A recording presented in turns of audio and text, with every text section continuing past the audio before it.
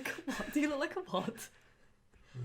Do you look like a what? A divot. A divot. A little bit. Oh. Okay. Better, huh? Well, Oh, I mean, Jesus. I don't know what a divot looks like, but you don't look like one anymore. You do look like you've got corners. I've got corners. Anyway. Anywho.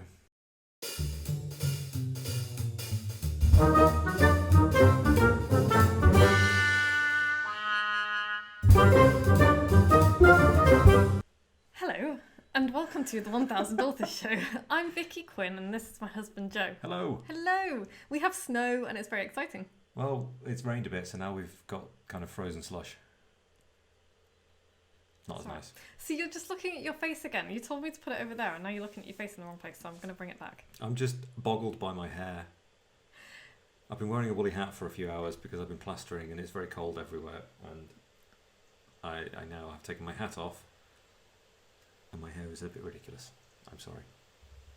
Don't apologise. Cheers. So we're drinking today, we are drinking out of a teapot. Actually, no, out of mugs, which we poured from a teapot. We are drinking Zig a Zig Ah tea by Bird and Blend Tea, and it is lemon and ginger, and it's very zingy. Hello, Bird and Blend Tea. Hi. Would you like to sponsor our podcast with free tea? It's very tasty, isn't it? So it's a new subscription service that you have signed up for because I love a subscription Lord service. knows Vicky loves a subscription. I do love a subscription. And yeah, it's been. Sorry, I'm distracted by the wavy lines going on the other. We're using new recording software, and it's very exciting. Distracting is what it is. Yeah. Anyway, so this week we're talking about how to choose a book coach. Oh, okay. Yeah. Oh, you sound surprised. I did tell you. Well, What? that's kind of handy, isn't it? Yes, because I am a Being book as coach. you are a book coach. No, but I do want people to know how to do this because I can't coach everybody in the world. That's true. And there are many other really great book coaches out there. Okay. So yeah. But first, what are we reading? Joe, what are you reading? I'm reading The Wise Man's Fear by Patrick Rothfuss. Wait, what? No, You're not reading... We'd stopped the Wheel of Time last week. We'd stopped the Wheel of Time. Oh, yes, because... Oh, yeah. Yeah, We made a big deal of it last week. we did. I'm making another big deal of it Another now. big deal. I'm still not reading The Wheel of Time. So I read The Wise Man's Fear a few weeks ago, and now Joe's reading it. What do you think so far? It's very good. It's great, isn't it? It is the second book after The Name of the Wind. Yeah, by Patrick Rothfuss. It's very good. Very good. It is. I enjoyed it so much that I grieved a little bit at the end of it. It's that kind of book. Book so 3 hasn't been published yet, so we're hang in. both going to be annoyed about that. Yeah. Well, I'm going to be annoyed about it in a couple of days. Yeah. And I am reading fiction Girl, Woman, Other by Bernardine Evaristo, which won the Booker Prize in 2019, and I absolutely love it. Yeah? Yeah, I'm already having pre-grief for the end of the book. Oh. Don't want it to end. So I've already built a wish list of all of her other books Okay. that I'm just going to read. It is awesome. It's really interesting. It's interesting the way she's written it because the actual writing itself, there are no capital letters except for proper names. And when I opened the book and looked at it, I was like, oh, this is going to bother me. And it took me about 30 seconds to just not give a shit anymore because it's such a good book. And actually, the way she writes like that, because there's not really any punctuation either except for right at the end of a chapter. Really? No, there are commas and things. Just, well, I thought it would bother me, but actually because of that, there is punctuation. I'm having flashbacks to Ulysses. No, nothing like Ulysses, don't worry. But the reason that I love it is because it makes it feel a little bit like verse, like reading poetry, not in an awkward kind of stilted way, but in a really flowing way. And so I think the way that she's written it, it really draws me into the character's story and the way they're talking. It's almost like they're talking to you, which they are through a book. It'll be interesting to see what you think of it. It's really easy to read, because I was like, oh, I'm not sure this is going to work for me, because I get a bit pissy when authors mess around with that kind of thing, unless it's poetry. But I love it. And the other thing I love about it is that each chapter focuses on a different woman or a different set of women, and all of their stories kind of weave together. They've all got connections to each other, and it's hilarious in places, it's tragic in places, it's rage-inducing in places, and it's just great. Like, I just love it. Okay. So I'm going to pass it on to you afterwards. I'll give it a go. Yeah, I think you'll enjoy it. And non-fiction, just finishing off Out on the Wire by Jessica Abel, which I'm also loving, all about storytelling. And I'm about to start reading The Subtle Art of Not Giving a Fuck by Mark Manson. If you're not on his email list, by the way, join his email list because his weekly emails are super. They're some of the few that I actually read every single one of them. So, but yeah, so this week at Casa Dingle, what have we been up to? We've been walking in the snow. We have walked in the snow. We have not built a snowman. We missed that boat a little bit. We haven't sledged either, but last time I sledged, I smashed my leg. You were a very effective crumple zone. Mm-hmm. We were 2 up on a sledge, and Joe put me in front and basically ran me into a hedge. well, if somebody had to hit the hedge, And I was at the back, so sorry. And it was the little one. The little one hit the hedge. Yeah. Do you remember the bruise on my shin? It was a good one. We thought I'd broken my leg. You did make quite a meal of it. It was incredibly painful. Anyway, so yes, snow and ice. I've got an amusing video of Joe sliding around on an icy puddle. And it's Right Night tonight, the day that we're recording this. So by the time you listen to this, Right Night will have been and gone. So I have been a little bit hyperactive all day. Mm. I'm really looking forward to Looking it. forward to a late night. Yeah. It's going to be good. So yeah, but this week we are talking about how to choose a book coach. Okay. So yeah. How do we do that? Okay, so first let's start with why. Why would one want a book coach, Joe? I would imagine many people start out without a book coach Yes. and fairly quickly realise that they need a little bit of accountability, some driving, possibly, some treatment with a whip and a chair, and generally motivating and organising to get on with it. Yeah, a bunch of that stuff. Essentially, like to boil it all down, one would choose a book coach to prevent the tragedy of sad manuscripts dying half finished in a drawer or on a hard drive. Because that's what happens. It's like the next hardest thing after getting started is finishing the damn thing. Sure. So, also to provide clarity and direction to help your book take shape and focus and prevent it from bloating and becoming a repository for every thought in your head, which can happen. Accountability, like you said, investment. It's an investment that will keep you on track. Sure. Because if you are investing in a book coach, good ones are not cheap, and nor should they be. Because a lot of work goes into coaching, and if you're making that kind of investment of not just of money but also of time and effort, then you're going to want to get your book to the finish line for sure. Yes, you're going to want to get the damn thing done, and hopefully stop paying the coach. Yes. I just had actually today, it's a very bittersweet moment, my final official coaching call with one of my clients whose book is just about there. We're gonna catch up in a couple of weeks, but Nice. but I was just like, it was like yay, and then both of us were like, this is really sad because we've really enjoyed working together, and and we'll come back to that. It's like quite a long process often, and so that's 6 months I've been working with him, and I'm really gonna miss our calls because they were fun, and it's a really fun process. So anyway. It's also a scary process, as anyone who has written a book will tell you. So a coach... Doing it alone. Yeah. I wrote my first book on my own, and I wish I hadn't. It would have been nice to have. And now I can coach myself, but I still work with other writers as well who can help me keep on track. But yeah, it's a scary process. So a good coach will hold your hand the whole way. They will provide guidance and oversight, editorial help, depending on what sort of a coach you've got. Hopefully they'll make it fun, at least in places. Steady progress from the blank page to at least your decent draft. And they will be there as well to talk you down off the ledges when you're like, I hate everything, this doesn't work, and I'm a shit writer. Yes. And as well, they're going to have a network of people they know. Designers and publishers and printers and all sorts of people who might be valuable to know on your journey. Absolutely. Yeah, because that's another thing that people find daunting is like often they don't kind of think about the fact that writing the thing is just a almost small part of it. You've got all of this other stuff to do as well, and it's like, how do I find a designer and a printer and a typesetter and all that stuff, and a marketer and somebody to do and a book coach can help you find all of those people and recommend people so that you know that they're going to be to a certain standard as well. Sure. Which is really cool. So that is a few reasons why you might want to to think about a book coach. Mm-hmm. So how to choose one? There are so many. Mm-hmm. I would suggest start with your genre, just because, you know, a romantic fiction coach may not be the right choice for a non-fiction self-help book. I'm not saying they definitely won't be, because some coaches coach all types of writers and book authors, but you know, I would say it's probably a good place to start. Sure. You know, have they coached people to produce books in a similar vein that yours is going to be? Is a good place to start. So, for example, if you were writing fiction, I would not be the book coach that you would want to work with. Sure.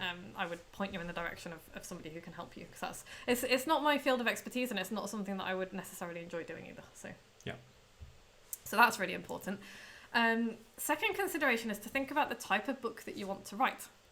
And I can give a little example of something to think about. I spoke to a prospective client a couple of weeks ago, and he had been talking to other book coaches as well, which is, you know, cool. Go look at different people, see who's going to fit.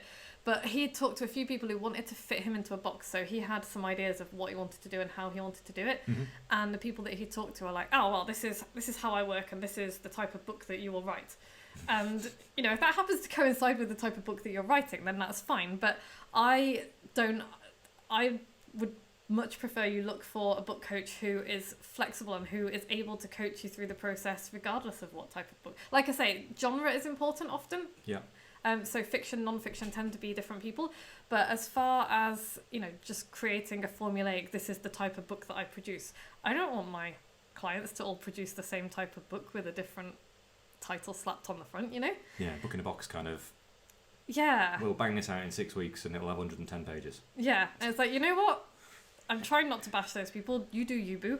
But that's certainly not what I do. So look around at the different type of coaches, and think about what type of person. Yeah, what It's type. important to get a fit with the character of the person as well, isn't it? I mean, if they irritate you from the first word out of their mouth, then that's probably not the coach for you. No. Because you're going to have some, I don't know, emotional conversations. You're going to have some Absolutely. conversations that could be quite upsetting. You know, you put a lot of work in, and if you need telling something, then the coach's job is to tell you. Yeah, that's another thing actually. If you're looking for a book coach, you have to realise that they are going to give you feedback, and they're going to critique your work, and that can be really painful to hear. It can also be really painful to deliver from the coach's point of view as well, because we are very aware of how hard you've worked on your story, and so, you know, the good ones are really good at delivering it in such a way that it is how to make it better rather than this is what you've done wrong.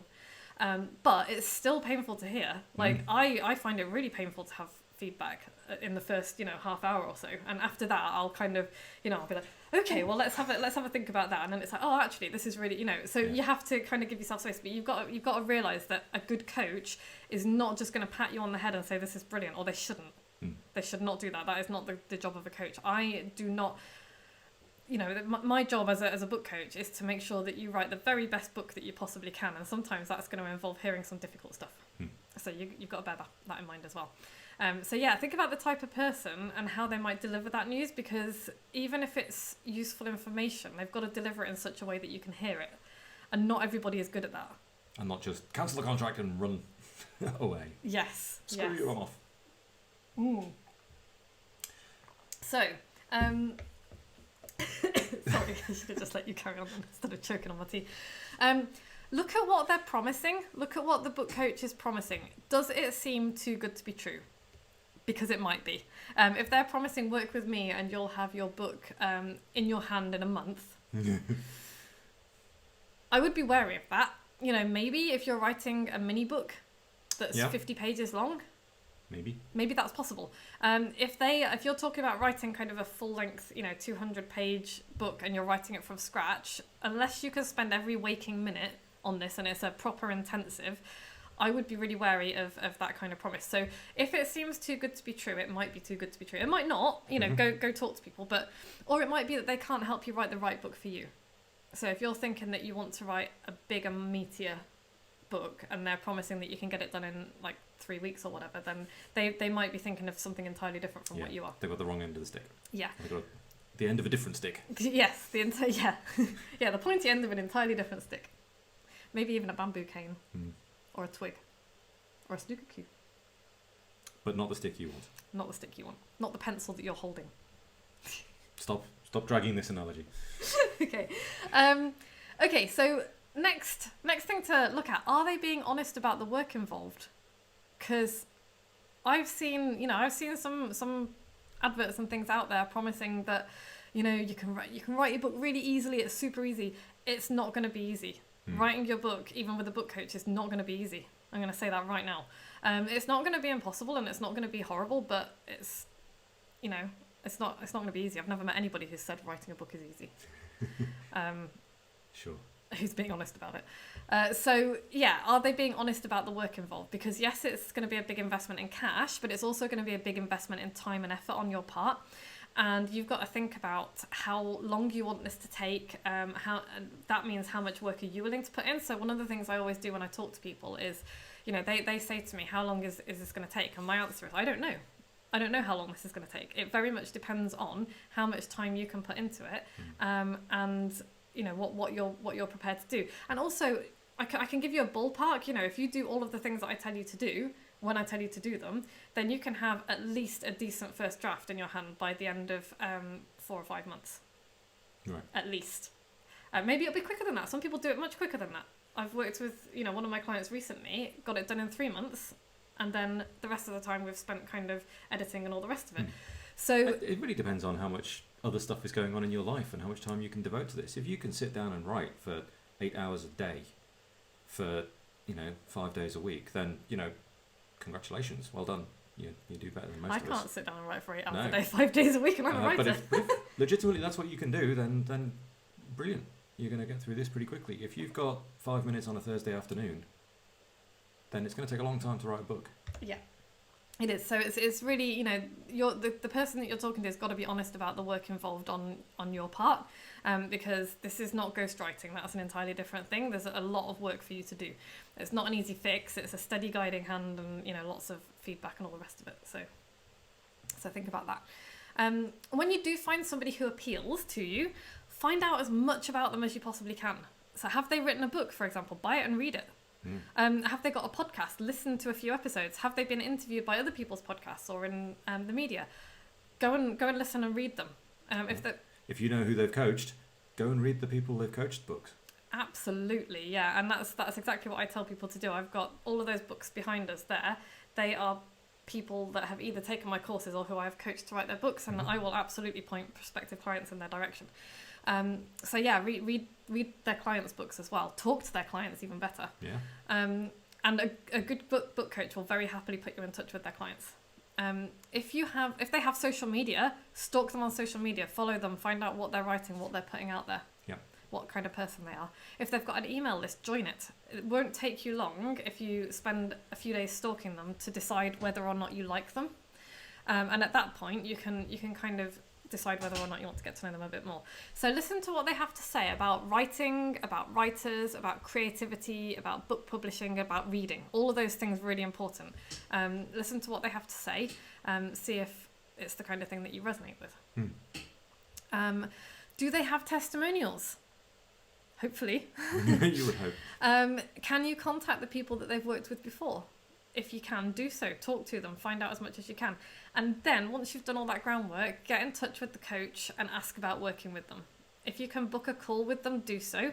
And if you're wondering how this works, I was going to say be wary of people who don't allow you to have a chat before they start working together. But you know what? Everybody's got their own working system. I can tell you what I do. So I will have a free call with people before we start working together. But before I will get onto the phone with people, I ask them to do a little bit of work before we hop on a call, so that it's not a waste of either of our times. Mm-hmm. So things that I ask people to do on a form on my website, I get people to tell me why they're writing their book. This is really important for me to tell if we're going to be a good match. So what do you mean by a good match? I feel like that would have been so much smoother if you just hadn't done that. If I just hadn't done that. There's a prompt in my notes that says, Joe, ask what I mean here. Normally she just kicks me under the table. Oh my god. What? So what? Go on. What do you mean by a good match? Okay. So if somebody wants their book to be just a glorified business card and they're like, I just want to be able to hand it out at events and I just want 200 pages of stuff. Yeah. Doesn't matter. Then that, I don't think people would actually say that. But yeah, if it's like, I just want this to be something that I can put on the table at events, then we're probably not going to be a good fit. Right. You and I, because that's not the type of book that I'm interested in helping people write, and this has to be interesting for me as well because this is like a 6-month relationship. Mm-hmm. I need to be interested. So if it's that kind of thing, if they are writing an autobiography, I'm probably going to point them in the direction of somebody who would be better placed to do that. Mm-hmm. I'm really like, all books have autobiographical elements, but if they're writing a straight autobiography, that's probably not something I've done it before, and it's not something that I would go out of my way to do again. It would very much depend on the type of book. Okay. So yeah, it's like, what do you want out of your book? If you just want it as a glorified sales letter, I'm not your coach. So that's why I'm really interested in what people want to get out of the book, why they're writing it. What are your goals and objectives? So that's a really good question. I would like to know what you are hoping to get from the book and what you're hoping the book will do. And that can include, being a really amazing sales tool. That can be part of it. But if that's the main reason, I'm not interested. So those are all good. Those are all questions I ask. I also ask, what made you seek out a book coach? I want to know basically, what you were struggling with before. I ask, what do you enjoy most about book writing and writing in general? I also ask what people find most frustrating. I ask them what they've already done or tried to do to fix those frustrations so that I know whether or not I can help them, because if it's something that I don't do or an area that I don't work in, then that can tell me really quickly, okay, you know what, we're not going to be a good fit, but I know somebody who is. So that's really important. And I also ask, what would be the most useful support that you could get? Because people don't always know what will help them, but sometimes they know exactly what will help them, and so that can be quite a useful question to ask as well. Okay. Yeah. And finally, this is really important, when you talk to your potential coach, are they as excited about your idea as you are? Because if they're not, you might want to walk away. That's really important. If I am not super excited by somebody's idea, I will tell them and be like, you know what, this isn't a good fit for me, but I know somebody who will really be able to help you. Most of the time, I get super excited about people's book ideas, just because I get really excited about people writing books and the ideas that they have. But yeah, that's really important. If they're not excited about your idea, they're not going to be able to help you bring out everything that you could bring out. Yeah. And put it in your book. Bit of enthusiasm. Yeah. And just a couple of final things. Are they going to try and fit you in a box like that potential client that I talked to the other day and the other book coaches? Are they going to try and force you into a route that you don't want to go down? Mm-hmm. Do they ask insightful questions? Do they make you feel as though you'll be in safe hands? That's really, really important. Yeah, do you trust them? Because if they're going to tell you something, you put 20 hours into a chapter in a book and they start telling you some truths about it and helping you improve it, you need to trust them. You need to believe them. Yeah. If they're basically incredible, then that's not going to work, is it? What do you mean by incredible? Uncredible. Like, not credible. Oh, not credible. Okay. I see what you mean. Okay. Yes. And like you mentioned earlier, depending on what kind of a book you write, and even actually it doesn't matter what kind of a book you write, there are going to be conversations that are quite emotional because it's quite an emotional process. Mm-hmm. And you will learn a lot about yourself. It sounds cliche, but it's true. You'll learn a lot about yourself. It'll bring stuff up that you didn't even realise was there.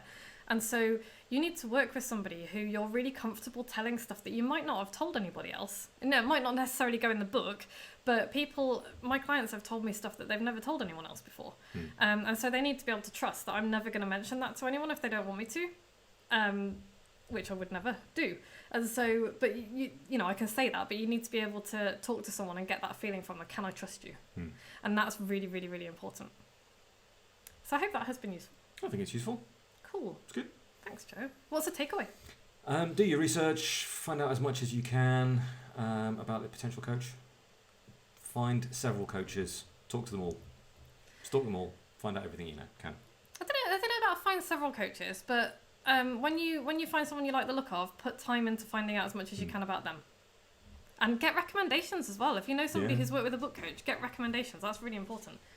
So if you've read somebody's book and you really like them, get in touch with them. Like, even if they're famous people, get in touch and be like, could I ask you a few questions about this? Because most people will be happy to talk to you. It might take a while to get back to you, but most people will be happy to talk to you about it. And if they've used a coach who was amazing, then they'll tell you. They'll tell you who it was. So that's a really good idea as well. I'm just grabbing a book because to do the author shout out of the week. Author shout out of the week is Julian Northbrook, who is a member of my team Moxie. Hi, Julia. Hi, Julian. And he has written Master English Fast, an uncommon guide to speaking extraordinary English. And he was an English teacher in Japan for many years. Now he is a digital nomad. He's currently in Denmark, I think, on his way back to Ireland, I believe. But he had these books are lovely. He had them printed in Japan when he was there. So they're slightly different from what you might get in the UK. And it's beautiful. I like it. It's a lovely thing. Nice. Yeah, and he signed it. To Vicky, thanks for all your help, Julian. That's Julian's book, Master English Fast. Not just for people who are speaking English as a second language, but also a really bloody good book. It's a really good book if you're interested in language at all. And me thinking about doing a master's degree in linguistics, definitely going to be reading this again. So, yeah. Cool. Next week we're going to talk about my coaching process, so that you know what you might expect from a book coach if you work with one. Okay. There are many different coaching processes, obviously, but I'll run through mine, and we'll have a chat about that. Cool. You could pretend that you're a potential client, and ask me questions, and then we'll write you a book. Ugh. Joe, that's not a great advert for me.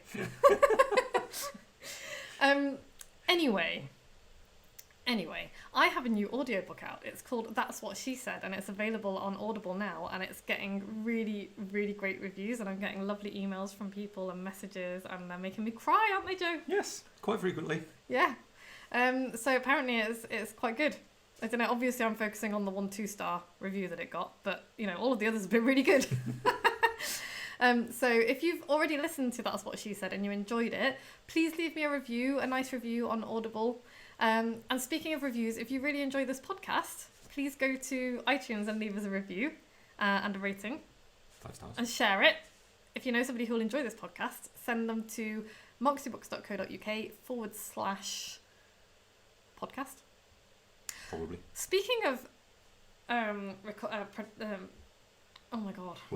Words. Speaking of words spoken over the airwaves, if you go to BBC Hereford and Worcester, and I will try and put the link in the show notes actually, I was interviewed for BBC Hereford and Worcester a few days ago, and it is going live today, which was last week while you're now listening to this. Oh my god, time travel. Anyway, it's live. I'll put the link up. You can go listen. Cool. I really enjoyed it. And I think that's probably enough. That's probably enough of that. That's enough. Thank you very much for listening, as always, dear listener. Joe, thank you for being my beautiful assistant. Thank you very much. No worries. And we'll be back same time next week. See ya.